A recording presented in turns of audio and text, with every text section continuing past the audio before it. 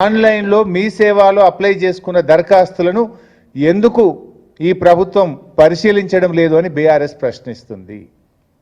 మీరు కేవలం కుటుంబ సర్వేలో రేషన్ కార్డు లేదన్న దరఖాస్తులను మాత్రమే మీరు పంపించారు. ఆ రోజు కుటుంబ సర్వే చేసేటప్పుడు రేషన్ కార్డుతో ముడిపెట్టారా? ఆ రోజు కులగణన సర్వే మీరు చేసేటప్పుడు ఇది ఆప్షనల్, బలవంతం లేదు.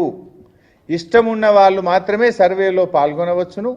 మీకు నచ్చిన సమాచారం మాత్రమే ఇవ్వండి. అన్ని ప్రశ్నలకు సమాధానం ఇవ్వడం ఇవ్వకపోవడం మీ ఇష్టం. మీకు నచ్చిన సమాచారం మాత్రమే ఇవ్వండి అని ఆ రోజు ప్రభుత్వం చెప్పింది. మరి ఆ రోజు కులగణన సర్వేలో కొంతమంది పాల్గొనలేదు, కొంతమంది రేషన్ కార్డు ప్రస్తావనదే లేదు. ఇవాళ దాంట్లో మీరు లేరని చెప్పి కోతలు పెట్టడం ఎంతవరకు సమంజసం? కులగణన సర్వేకు రేషన్ కార్డుకు ముడిపెట్టడం ఎందుకు అంటున్నా నేను. ప్రజాపాలనలో ఇచ్చిన దరఖాస్తులు ఎక్కడ పోయినాయి?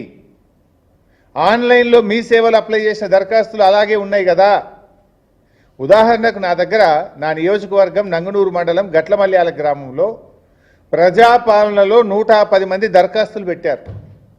ఇవాళ ఆ ఊరికి 40 మంది మాత్రమే లిస్టు అధికారులకు వచ్చింది. అధికారులను అడిగితే మాకేం తెలియదు సార్, ఇది ప్రజాపాలన దరఖాస్తులు కావు, ఇవి ఆన్లైన్ దరఖాస్తులు కావు, హైదరాబాద్కి వెళ్ళి మాకు ఈ పేర్లు ఇచ్చిన 40 వీళ్ళు అర్హులా కాదా పోయి కింద చెక్ చేయమన్నారు అంటున్నారు. మరి ఆ 110 మంది ఏం కావాలి అంటే ఈ రకంగా ఇలా రాష్ట్రం అంతా కూడా ప్రజలు తీవ్రమైనటువంటి ఆందోళనలో ఉన్నారు.